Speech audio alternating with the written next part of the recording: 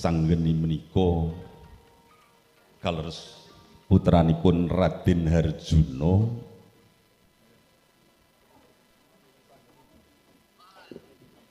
wisanggeni menika kaleres putranipun Raden Harjuna adalah Ibu Bedari Dresanala lan ugi kaleres putrinipun Bathara Brama. Pramila samanggih kita sumanggaken dumateng Kidalang anggenipun mbabar laripun wisanggeni. Sumangga pun pasrahaken dumateng dalang.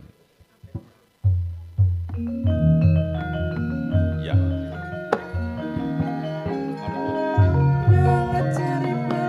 Para lenggah para lamun kagem Mima Putri ing dadi dirmon mantan didilaksana sajengipun ninji pagelaran wayang kulit sedalu natas kanthi dalang Muhammad Yusuf Ansor Khairuddin saking Laladan Piyaman Wonosari. Piyambakipun nembe kelas kalih wonten ing SMP 3 Nglipar Gunung Kidul. Pramila sumangga kita saged mirsani sareng-sareng babakan menika lan saderengipun kasuwun sami ndedonga sareng mugi-mugi pahargyan wayang sedalu natas menika kaleksanan kanthi niring sambikala niring wigara niring beda lan dumateng ngarsanipun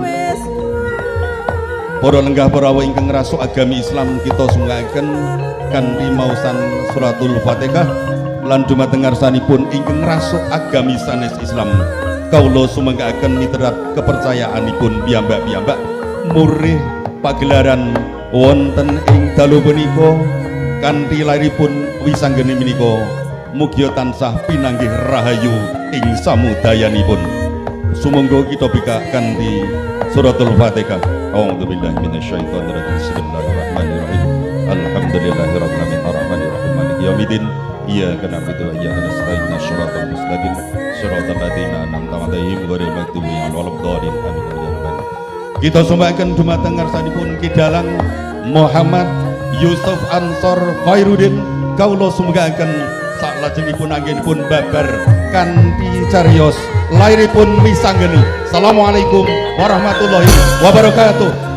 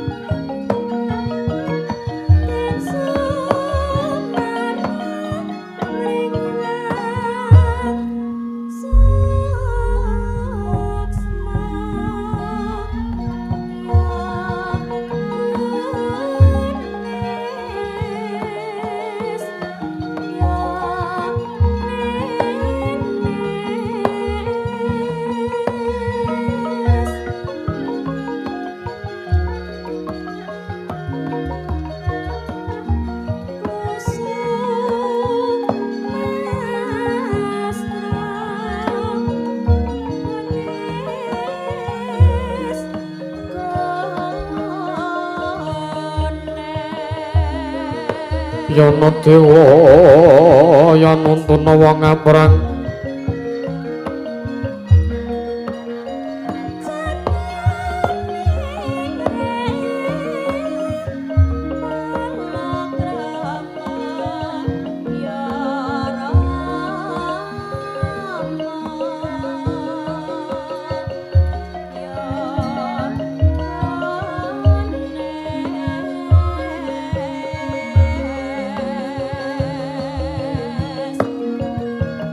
wong perang kang padha sar-saran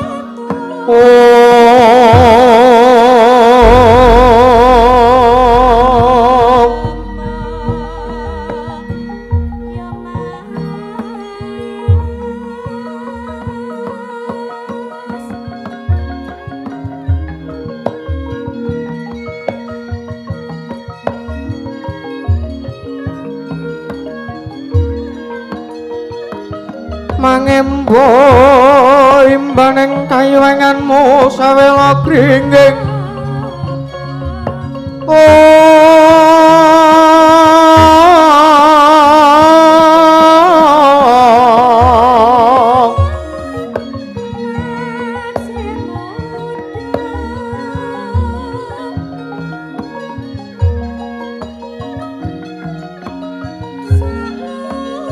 ira wang-wang sang Hyang Jagat Kirinata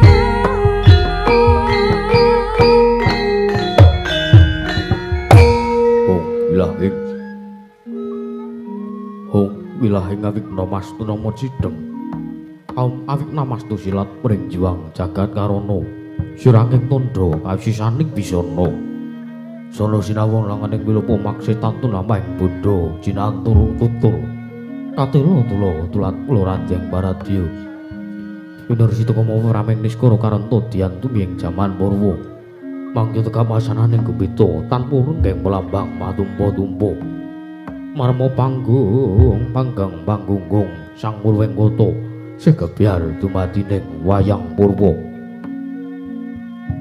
purwanganing kandhale arik nututing basa dongeng kuna ngemu surasa yen winaos kaya karaos mulat sarira angrasa wandi uruhing diri rasa rumangsa angrupangsani lir jalma ngilukaca jarwe wis rakup jaing carita ala becik wis gumlar jroning pakliran yaiku sejatine amriksane pagelaran ringgit purwa Surya Candra Daru Miang Kartika pinurba ketrating kawasa sahari ratri angidri bawana purwa teking tuk sina gilir gumanti temanda diwentanganing dina sasi warsi windu kang sarta abad kedungkulan pangkar tumangkar kaya sinar ampun kowe jauh pating rebyah dadi padhang kutu-kutu walang atoga purun-purun yang Brontoyo dadi branan tanpa wicalan padhang trawang sinaring Sang Hyang Retnawi ingkang ngarsa merbawani jagat munggo ing jagat wetan tuk mungup-mungup munggo ing kalingan mukir abang merngangah lamun kaeksi ayah handilat-dilata bumi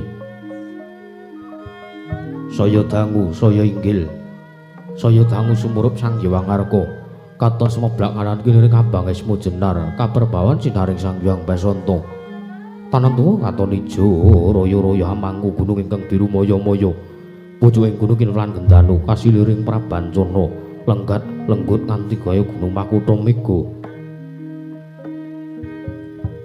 Tanah utawi sedangku suleng kawula tasih dene larsa ngupaya buga garap Tegal Sawahi anglo sila tanana pedote sinambi sesendonan sesindenan mikul karo lukune anggiring raja kayane sawane ana pirembagan Samara Wangi. Sang Hyang Argasaya dangu saya inggil katon sinaring jagat wis katon melok drenging kiblat papat lor kidul wetan kulon. Anenggih amung gumlaring kayuwangan Suralaya ya ing kayuwangan Junggring Salaga ya ing Paku Jambur. Embul sampun lenggasine waka wonten ing Sila Kandha Waru Binangun. Boten jaya mung dewaning para dewa nalendraning para Jawata. Nggih Sang Hyang Bathara Guru utawi Sang Hyang Manikmaya ya Sang Catura Boja ya Sang Hyang Manikmaya ya Sang Jagat Girinata ya Sang Jagat Giri Pratingkah ya Sang Hyang Giripati. Tangga semana sampun lenggah madyaning Sila Kandha Waru Binangun wonten ing Bale Marti Kundha Manik wonten ing kayuwangan Suralaya ya ing Paku Jambur ya ing Junggring Salaga. Datan kantun pilenggahipun ingkang Raka Jawata ing Sidik Pangudal-udal nggih Sang Resi Narada ya Sang Hyang Kanika Putra. Datan kantun biswanipun ingkang putra nggih Risang Bathara Indra ya Sang Surawati. Datan kantun ugi pilenggahipun Risang Bathara Penyarian ingkang putra saking Sang Hyang Jagat Girinata. Datan kantun ugi biswanipun nggih dewaning Pepati dewaning Antaka nggih Sang Hyang Bathara Yamadipati. Ing jawihander mlabar yayah samudra tatanpa tepi para Jawata para Hapsara para Hapsari para dewa para dewi para widodara lan para widodari kang sami seba wonten ing sak jawinipun Bale Marti Kundha.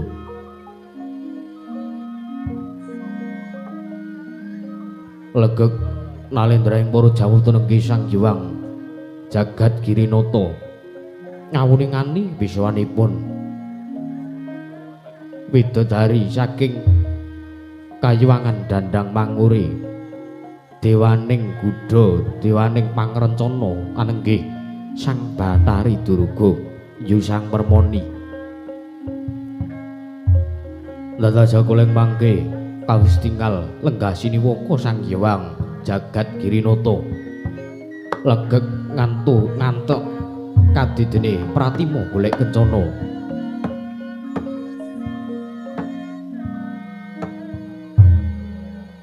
Sigra murwane pangandikan Sang Hyang Jagat Girinata dadi kumal wijining pangandika Sang Manikmaya ingkang dereng kababaring lisan.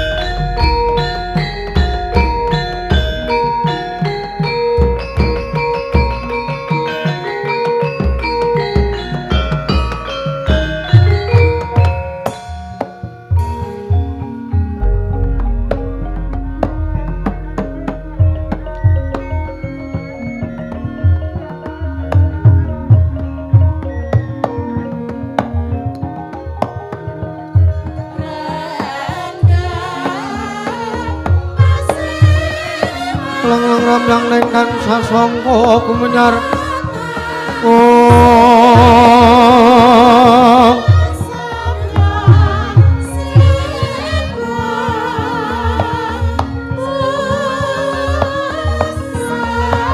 mangrang goromeng puri mangkin tanpa siring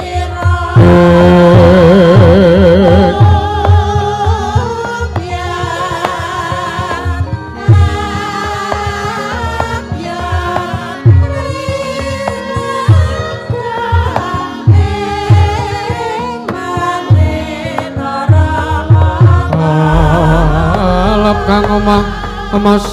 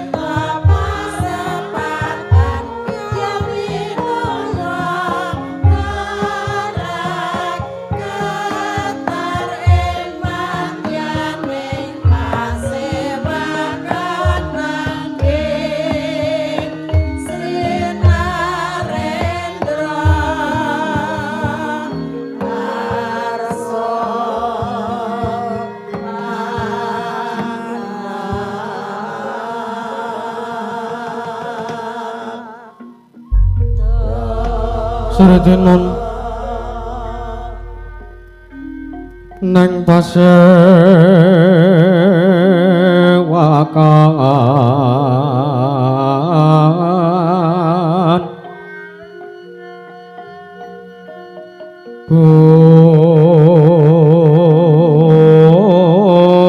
busana maneka warna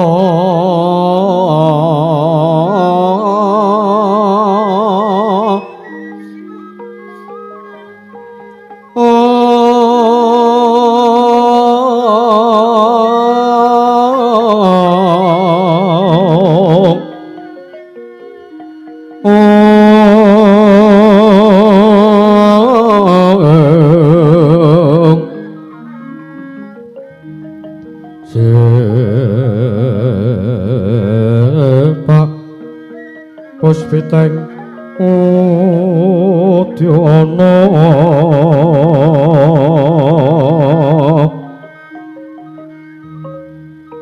yang manjrah sarwa rukma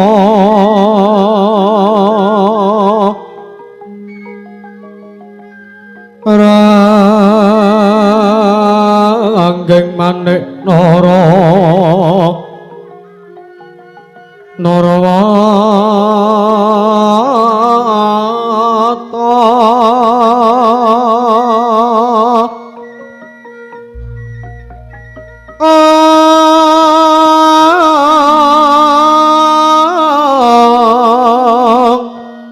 Obro prabanyo sumirat Obro prabanyo kang sumirat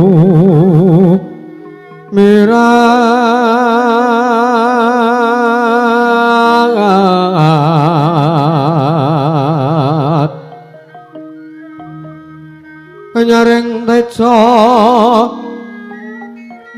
lelewaran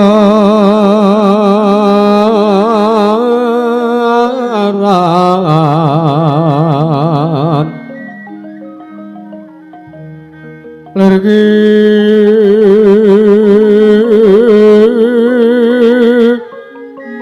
laci siring tadet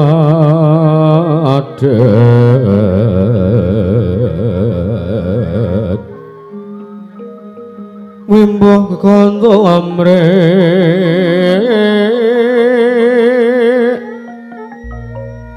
mi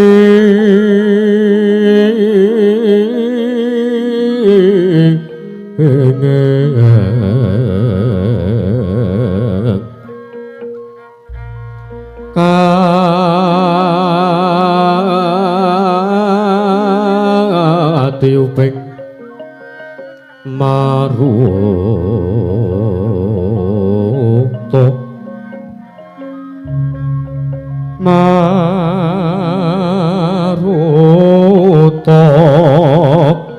Maruta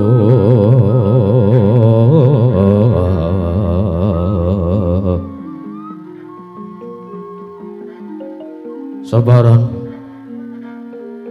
mangambar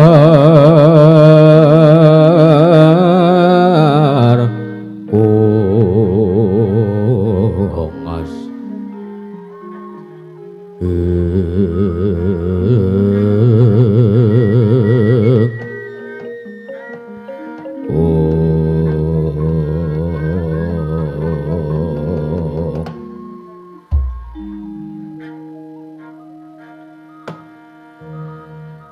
Mas Nomo Sidam sekaring bawana Kakang Narada Kakang Resi Kaneka Putra Merkencang marudayang mak-mak bolong kali codhe sapa sing gawe di nangka bosak dikapiak kari betone lho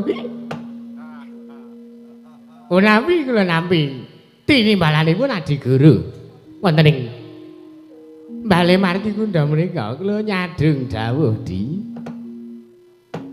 Kakang Narada dereng ngantos kula paring dawuh dereng ngantos kula munjuk atur pangandikan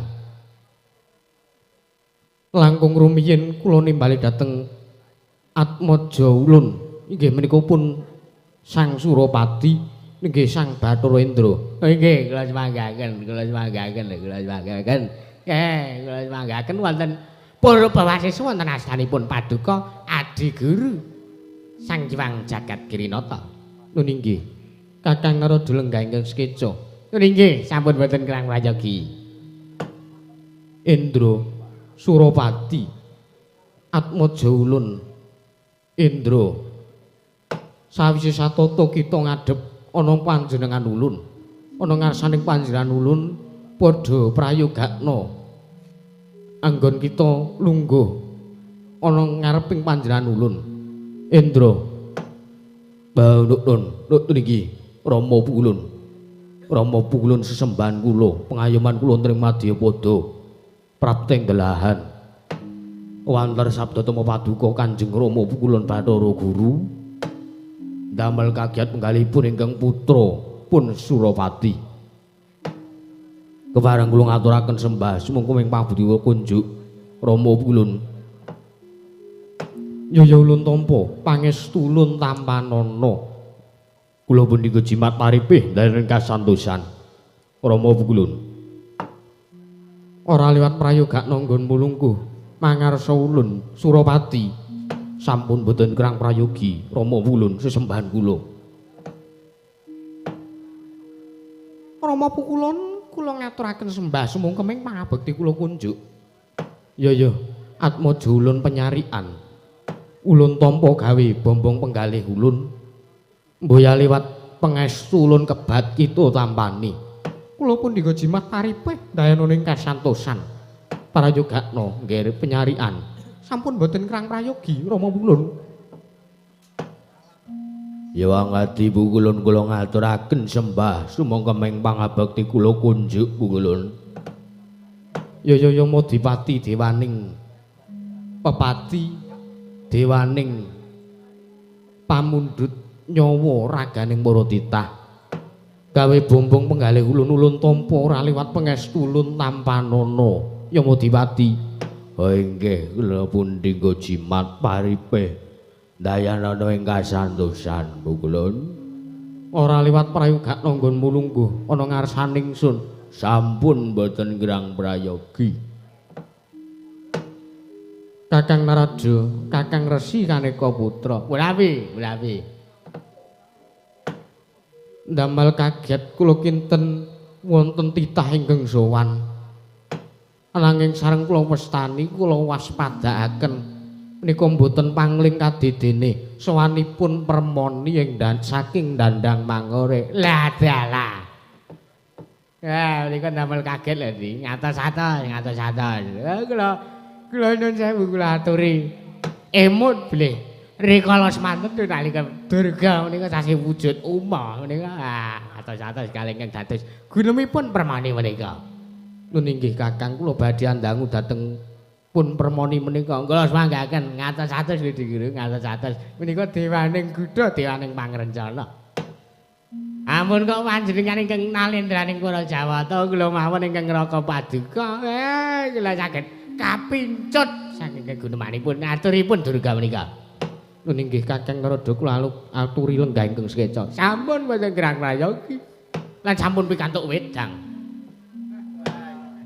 Permoni Durga Uma sawise asat kang dadi napas asu kang dadi riwih padha raharja sak prapta kita permoni nunamit pasang klimantabe pukulun Wanter Sabtu Atama Paduka nimbali dhateng ingkang abdi pun permoni dandang mangore.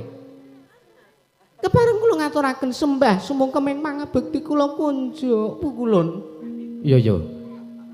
Permoni ulun tampa mboya liwat pangestu ulun tampanana. Sampun kula pun dinggo jimat paripun dhateng kasantosan.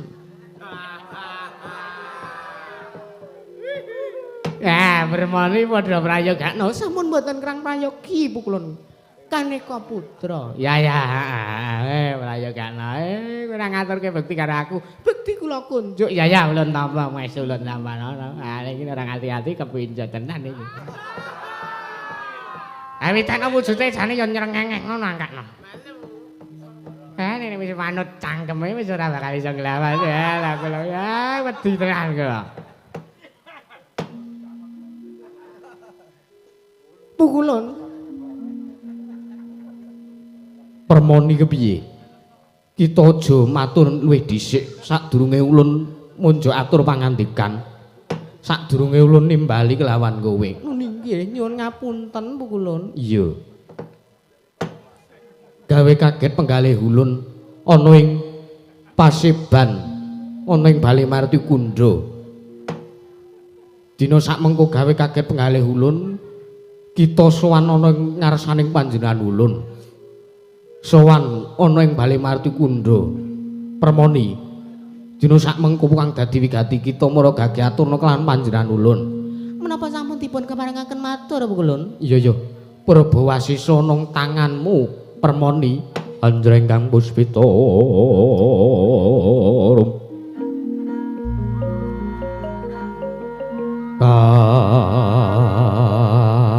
Kasilering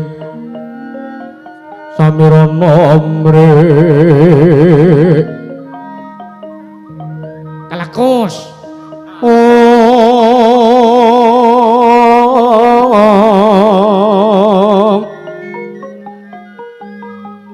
Sekar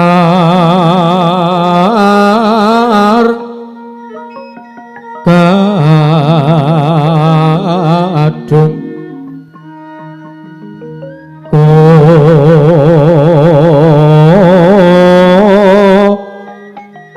ngas kandanyo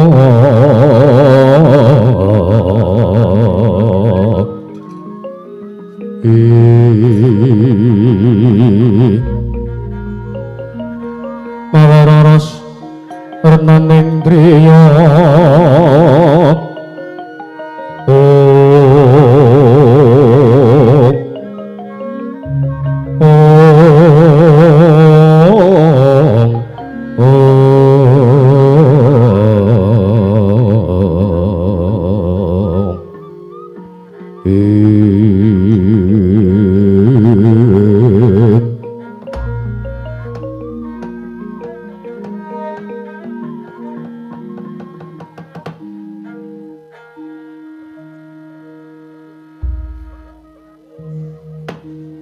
Nunamet pasang klimantabe sinuwun marai paduka andangu dhateng ingkang abdi pun permoning dandang mangore. Kepareng kula matur sampean panjenengan ampun kagiat ing penggalih. Iya. Mura gage matur ingkang tetelok. Duh kula nestunipun sowan kula menika kraya-raya nuruti dhateng penangisipun putra paduka pun dewa srani pukulun. Atmaja Ulun Dewa Srani. Ya kene, ana apa kelawan Atmaja Ulun Dewa Srani? Menawi kula matur menapa mboten badhe lingsem dipun pirsani dhateng para Jawata kathah wonten ing Jawi. Bale marti kundha. Mboya dadi ngopo margagi matur lan panjenengan ulun? Sepisan sowan kula menika tuwi dhateng kawilujenganipun Paduka Pukulun minangka garwa kula ingkang nomor pira? Iki bojo adik guru iki bojone akeh kok padhake. Panjenengan kentil riyen. Ora iso. Ulun ki elek-elek dhisik tau dadi bojone Anik Blorong. Saiki kami dadi pengedram, lingsem ajar ulun. Ulun iki dewa monggo. Kakang Narada. Sumene sak wentawis. Inggih, Dik Guru, inggih. Pramane kek matur. Pukulun. Apa bermoni? Estunipun sowan kula menika namung nuruti dhateng penangisipun anak kula pun Dewa Srani, putra Paduka ing Tunggul Malaya pun Dewa Srani. Ingkang dinten samangke nggadahi gegayuhan inggih punika kepengin namung kasih jejakanipun. Lho. Atmaja Ulun Dewa Srani kepengin mung kasih jejakane. Tegese bakal mangun bale wisma, bakal ndeng manjing ngono ing sajroning palakrama permoni. Inggih ngaten. Ingkang namen damel kula kawratan menika ngantos kula sowan ngabiyantara wonten ngersanipun Sang Hyang Jagat Girinata menika pamodhahipun Atmaja Paduka, putra Paduka anak kula pun Dewa Srani menika mboten baen-baen utawi abot utawi awrat. Iya. Yen to Atmaja Ulun kepengin nggayuh, kepengin mengku wujuding widodari, margake matura sapa sesilihe mengko ulun sing bakal paring pengadilan karo si Dewa Srani. Mboten. Lho. Njur sing kepiye? Duh kula menika ngantos bingung. Kula menika menggalih tigang dinten tigang dalu kula menika mboten sare utawi kula mboten tilem menggalih bab calon garwa ingkang badhe dipun wengku dhateng putra Paduka pun Dewa Srani. Yo. Lah sapa? Matur sing cetha.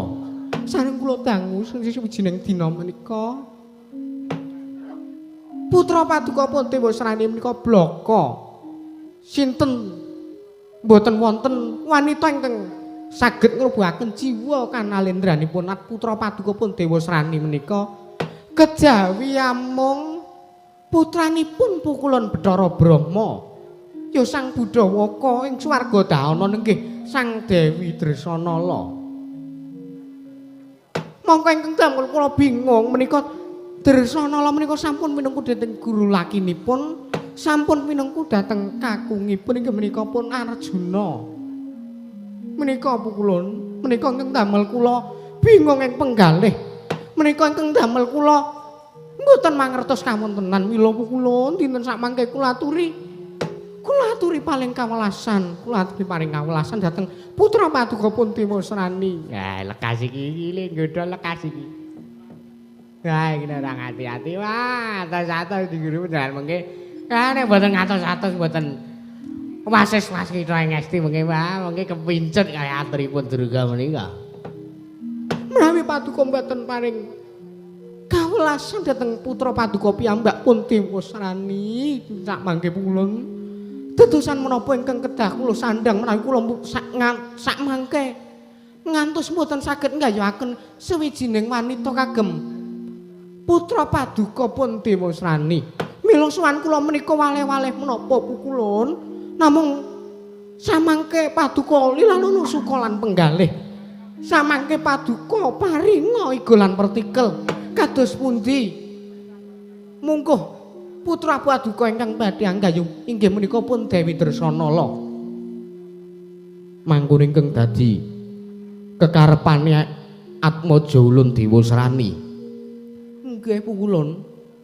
Menika panjenengan purun kersa mboten kersa panjenengan kedah misah saking misah antawisipun Dresanala kaliyan Janaka. Wah, saya maju. Wah, pelete lekas dinggo iki wah jane mbebayani. Mila samangke pukulun kula suwun kanthi sanget paduka paring sak biyantu dhateng putra paduka piyambak pun Dewa Srani. Cekap semanten atur kula wassalam. Lha. Iki dewa kok anggo salam iki saka ngendi ta iki? Wah, Padurga ki kaya ngaji ngono ya. Anggo salam barang. Wis ki matur sing cetha. Menawi paduka mboten paring sak biyantu dhateng ingkang abdipun permoni, samangke kula milih mboten gumelar wonten ing jagat raya menika pukulun. Kagyatri sang kabirangu renanggul kinempit kempet. Aduh.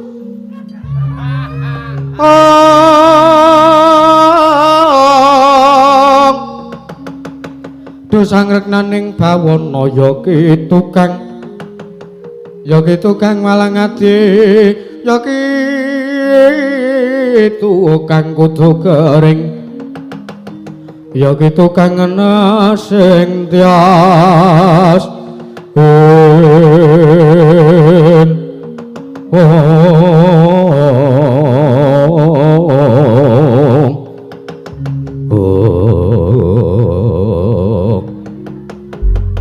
Mas Trama Sidam Sekaring Bawana permoni yen to kaya mangkono sing dadi kekarepane Dewa Srani bloko suta blakotang terus terang ulun ora nayuk yani ulun ora menehi pangestu ora maringi pangestu karo Atmaja ulun dhewe si Dewa Srani mangertiya Dresanala dina sakmengko wis minengku dening guru lakine ya Pisi Janaka mongko dina sakmengko Dresanala lagi ngandhut punang jabang bayi mongko lagi pitung candra pitung sasi umure yen to nganti dina sakmengko ulun wani misahake bali wis maning antarane Dresanala lan Janaka ya yuda sapa sing bakal ulun sandhang minangka nalendraning para dewa. Aduh kulon menapa paduka mboten badhe paring sak biyantu dhateng ingkang putra paduka piyambak yen to patrape Dewa Srani sing kaya mangkono ulun mboya maringi pangestu merga padha karo Dewa Srani dina sakmengko wis kesuru dalan sing kleru wis keblinger marang kautaman wis oncat saka gedhongan uwal saka gendongan merucut saka kudangan dina sakmengko yen to kaya mangkono sing dadi karepane Dewa Srani bloko suto blakotang terus terang ora bakal tak wenehake permoni. Aduh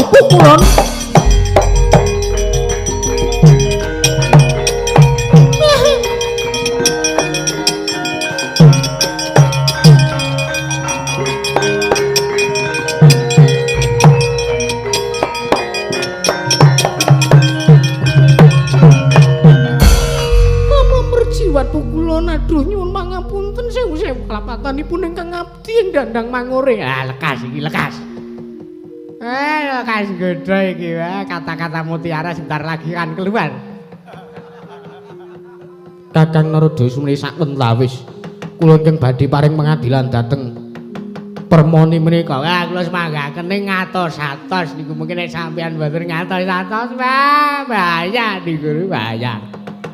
Pukulon menawi paduka mboten paring sih kawulasan dhateng paduka piyambak pun Dewa Srani. Ning atosipun Dewa Srani menika sakmangke mung kepengin gayuh wujudipun nggih menika salah satunggaling widodari. Ingkang boten sanes Dresanala menika aduh pukulon kepripun mawon caranipun kula suwun sakmangke paduka anggayuhaken permoni wonten dawuh. Yen wis ulun wis pirsa apa kang dadi karepane Dewa Srani nadyan to kita kuwi dewaning Guda dewaning pangrencana ulun ora bakal kapincut dening apa kang dadi atur kita. ngatos-atos iki omong ngono kuwi biasane sok engko kepincut iki biasane iki. Kaya ngati-ati kula ora arep melu-melu kula. Menawi paduka mboten saged minangkani upung dados kekajenganipun pikajenganipun gegayuhanipun putra paduka piyambak pun Dewa Srani. Samangke kula aluwung nyuwun dhateng pukulun Sang Hyang Manemaya samangke kula milih mboten gumelar wonten ing jagat. Kula aturing liga pusaka Kyai Trisula. Kula samangke kula milih mboten nyumurupi gumelar ing jagat semeng lembulan pukulun.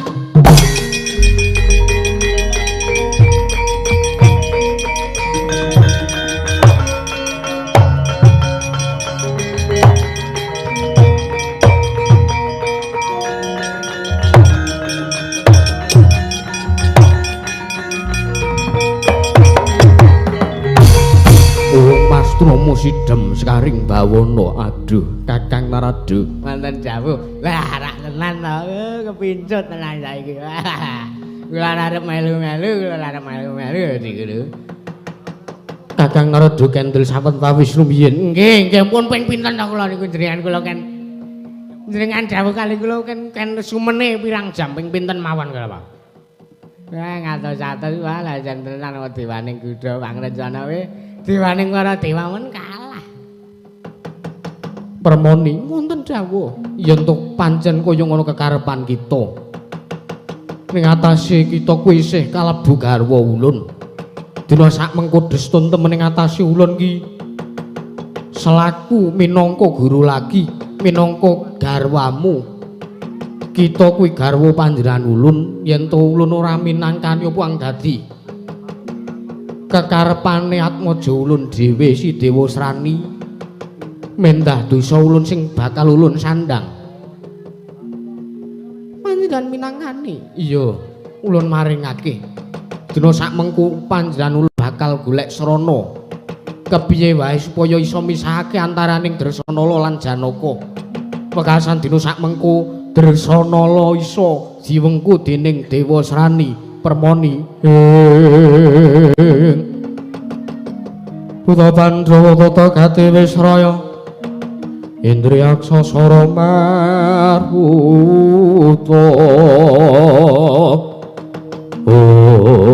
Kula ngaturaken matur sembah menika tanpa pepindhan pukulun. Iya tumuli dina sak mengko Kakang Narada kula wonten dawuh kula aturi nimbali dhateng Atmaja ulun nggih menika pun Brama ya Sang Budawaka. Kakang Narada nggih nyuwun pamit madal pasilan Di Guru kang atos-atos Kakang Narada.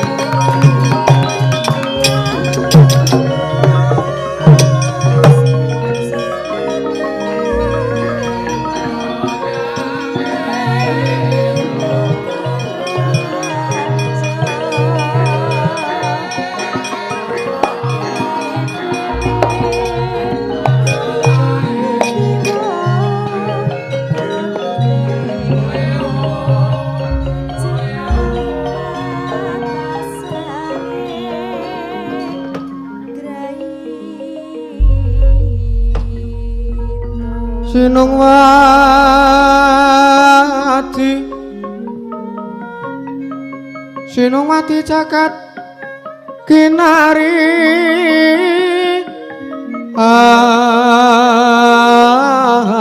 among tumembak ombak ing samudra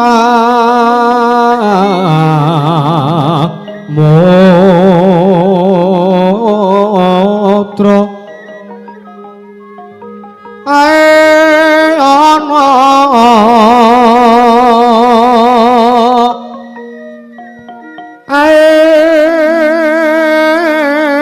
ana bali lumut amra kanggeng awita denjengan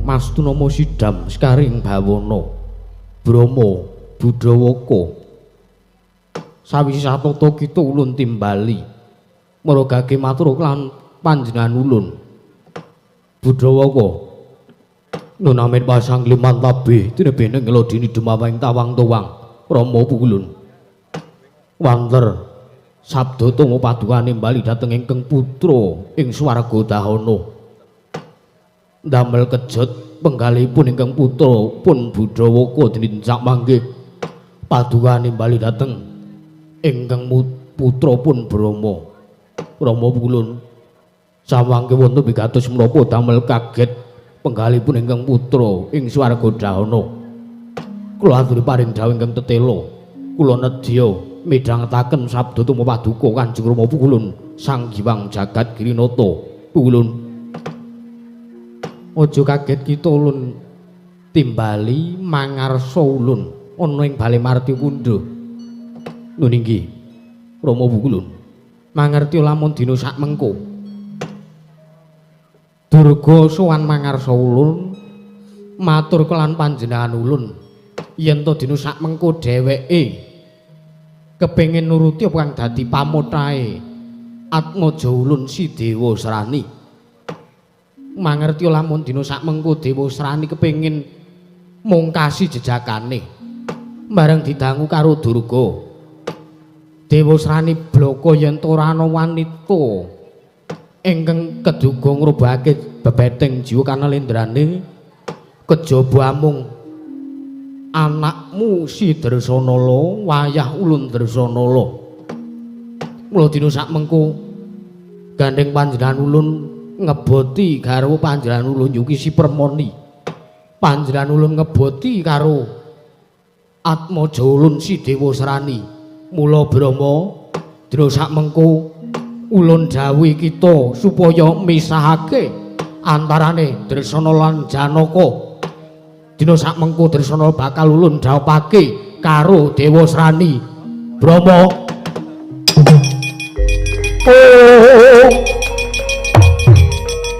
aduh ulun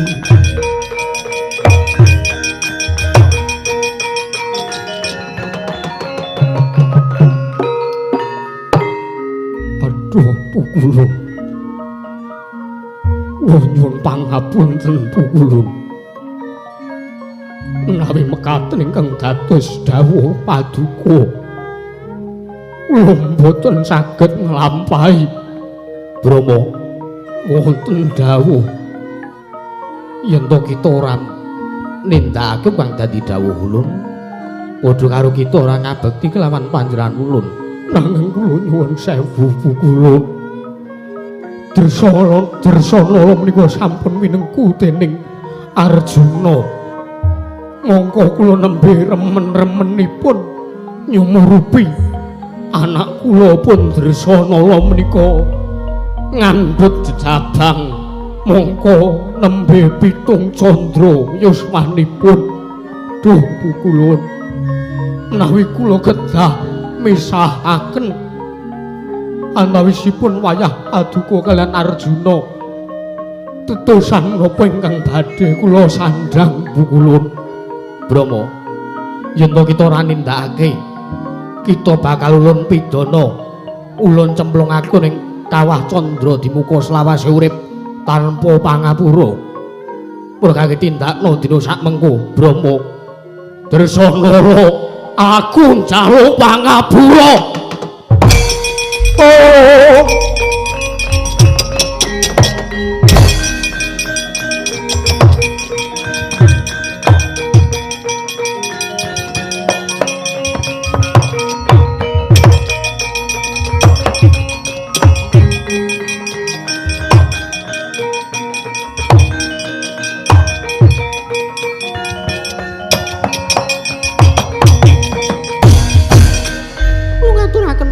tanpa pepindhan lho pukulun. Yo permoni.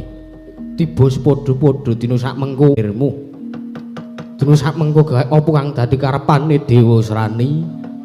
Bakal kasembadan. Walah niki lho Digro. Wah kula nuwun sewu nek ngaten-ngaten carane kula mboten sarujuk. Tantrimaning Kakang Narada. Wah kula ora trima lho iki. Wah le ngeboti anake kok nganti wah, mbubrake rumah tanggane wong liya. Wah, niku mboten sae prayoga niku. Wah, kula nuwun sewu lho. Menapa paduka menika mboten nyumurupi, dalem menika paduka beto Satpol PP. Aduh Kakang Narada. Paduka mboten sah tumut-tumut perkawis menika. Cekap ingkang rayipun manik moya ingkang ngamungkasi. Ya, kula nek ngoten carane niku kula ora trima lho Di Guru, kula aturi emot. Niki mumpung kula tesih halus. Niki tesih sore niki mumpung tesih halus. Kula aturi emot sampun ngantos kalimput dhateng ucapipun tawi aturipun Durga menika. Wah, menika mboten prayoga dadosanipun nganti kok Drisana kelakon picara Janaka. Ora bakal tumantone Kayu Anganjaralaya lan apa ing ganti penggali Janaka. Kula nyuwun sewu lho. Kakang Narada mboten sah tumut-tumut perkawis menika. Lah nek ora melu-melu terus kula ken ngapa? Hah? Nek kula nyumurupi kahanan kayangan sing mboten tentrem ngaten-ngaten niku aluwung kula mboten dados dewa Di Guru. Aluwung kula medal, kula tetel, kula saking dewa menika kula mboten tumut. Kula menika dipun coret jeneng kula saking buku Dewa Kemetukan Dewatan menika kula mboten satipun tumutaken kula menika mboten melu kula. Nek kanane kayangan saya kaya ngene, aluwung kula medal Jawi, Di Guru kula mlajar tepe Di Guru.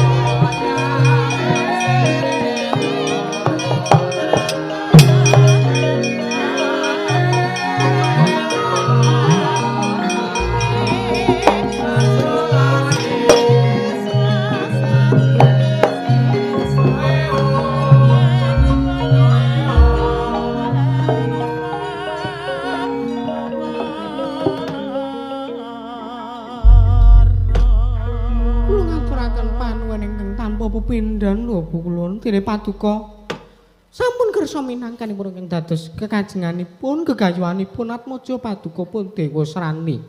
Iya permoni ya.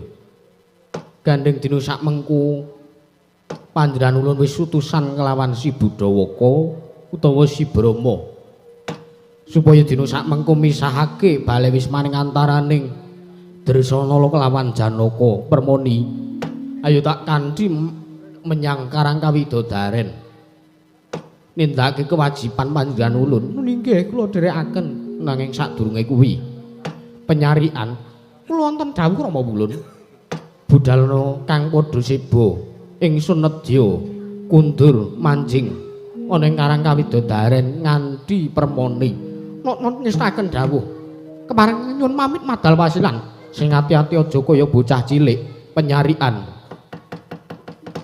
purna gatining pananggilan. Arsa sang noto kundur kedaton jog saking dampar kecana kinapit gambaran gading. Kadharaken sang yaning para banjadi manggung tanggung Joko peloro-loro ingkang samya ngambil upacara ing prabon. Kawis saking Mandrawati ndaknya Sang Sri Naranata lamun katinun saking Mandragaya tansah sesanti kamulyane.